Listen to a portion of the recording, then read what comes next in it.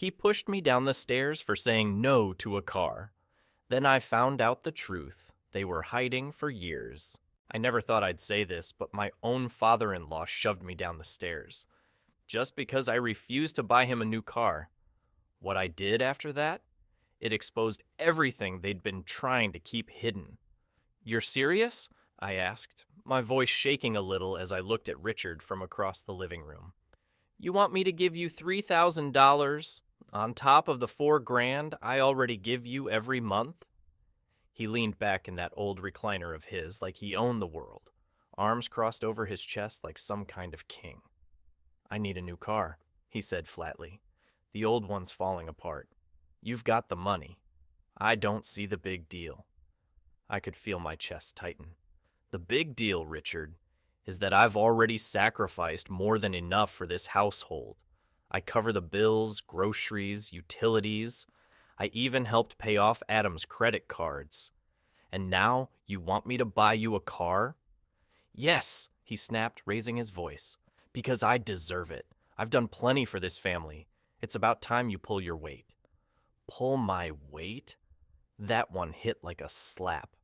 I'd been carrying this family for years, working long hours, covering every expense, while my husband, Adam, and Richard treated my income like a bottomless ATM. And now, the one time I said no, Richard had the nerve to call me selfish. "I'm not doing it," I said, standing my ground. "You'll have to find another way." His face twisted in anger. That vein in his forehead started bulging, and then he shouted, "You're just like your mother, always thinking you're better than everyone else." He jumped up fast, too fast. His body language was aggressive, sharp. "Don't you dare disrespect me in my own house," he barked. "Your house?" I shot back, voice shaking with fury. "This house is paid for with my money, Richard." Before I could blink, he lunged and shoved me with both hands. My feet slid on the hardwood, and the next thing I knew, I was falling, tumbling down the stairs. The world spun, and pain exploded in my body. I hit the bottom hard, my arm twisted under me, my head pounding. I just lay there, breath knocked out of me, trying to make sense of what just happened. And Richard? He stood at the top of the stairs, face still twisted with rage. "That's what happens when you don't respect me," he spat. Then he turned around and stomped off like nothing happened. I expected Adam to come running, to check if I was okay. But when he finally appeared at the top of the stairs, his face was blank, like he didn't even care. "You should have just given him the money, Maya," he said, shrugging. "You know how he gets."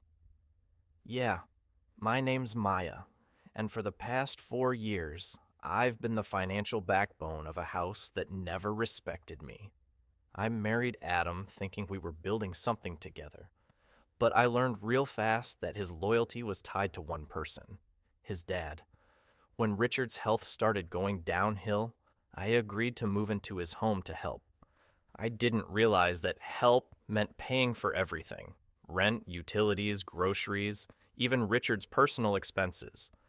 At first, I told myself it was temporary, that they appreciated what I was doing, even if they didn't always say it. But over time, their entitlement grew. Adam quit working altogether, claiming he needed to stay home with his dad. Richard? He just started demanding more and more, like my paycheck belonged to him. Still, I stayed. Told myself I was doing it for the family. But lying at the bottom of those stairs, bruised, shaking, and aching, I saw the truth for what it was. This wasn't a family. This was a setup. A one-sided arrangement where my only value was what I could provide. And I was done. That night, I packed a bag. Didn't say a word to Adam or Richard. Just grabbed my things and walked out the door. My heart was pounding, fear and determination battling inside me. I didn't know exactly where I was headed, but I knew one thing for sure. I wasn't staying. I checked into a cheap motel and sat there on the edge of the bed, phone in hand, trying to catch my breath. Everything that had just happened was still sitting heavy on my chest, but I wasn't gonna let it break me. Not this time. For years, I'd been their safety net. their backup plan.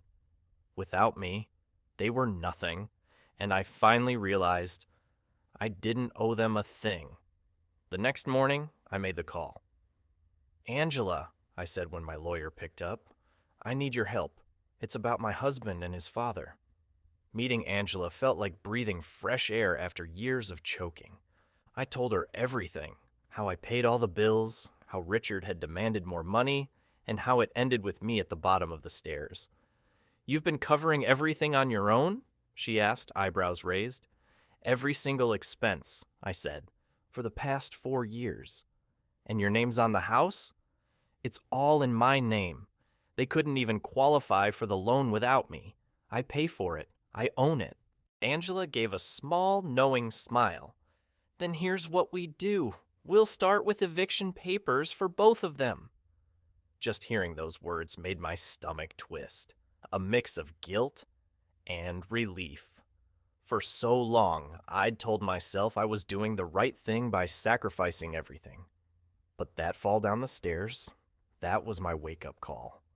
"Richard could have really hurt me," I said. "He did hurt me." "We'll include it in the lawsuit," Angela said, firm. "You're not just evicting them, you're holding them accountable. It's time you get justice." Adam came stumbling out behind Richard, hair a mess and face still swollen from sleep. He squinted at the paperwork Angela handed him and groaned. "Maya, seriously, what is all this?" Angela didn't even blink. "This is a civil lawsuit for damages totaling 20 grand, including for the physical assault, financial exploitation, and emotional distress caused by you and your father. And whether y'all leave today or not, these proceedings are moving forward." Richard's face turned beet red. You could see the steam coming off him. He snatched the papers from Adam's hands and ripped them in half, tossing the pieces down onto the porch like some kind of dramatic movie villain. "You think this is gonna scare me?" he barked. "You can't evict family. This is my house." Angela didn't flinch. "That's up to the court to decide, Mr. Williams. But for now, the sheriff will be here shortly to make sure the eviction is carried out." Richard slammed the door in her face, but before it closed, I caught a glimpse of Adam standing behind him, eyes wide, face pale. For the first time, it hit him. This wasn't just another family fight. This was real, and there was no smoothing it over. Angela walked back to the car with calm steps, sliding into the passenger seat. "Oh, they're fuming," she said with a little smirk. "But I doubt they'll try anything stupid. The sheriff's got it from here." I let out a breath I didn't even know I'd been holding. For years, I'd been the one caving in, letting their entitlement, their abuse, their constant need wear me down. But today, I was the one in control. And man, that felt strange, but it felt good. While we waited for the sheriff, I pictured what was going on inside.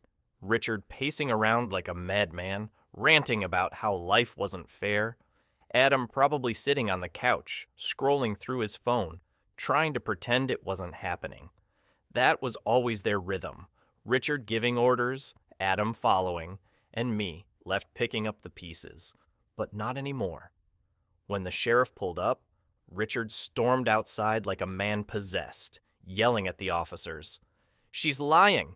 This is my house. I've lived here for decades. She can't just toss me out." The lead officer calmly looked over the paperwork Angela gave him. "Sir, this house is legally in Miss Ma's name. The eviction is valid. You've been given plenty of notice. You need to leave. Now." "I won't!" Richard roared, voice cracking with rage. "You'll have to drag me out." Adam finally stepped out, holding a duffel bag he clearly packed in a hurry. He looked across the street at me, confused, hurt, angry. "Why are you doing this, Maya?" "We're family." That word, family. It cut deep. They'd used it as a weapon for years, as a leash, a guilt trip, a shield for all the crap they pulled. I stepped out of the car and looked him square in the eye.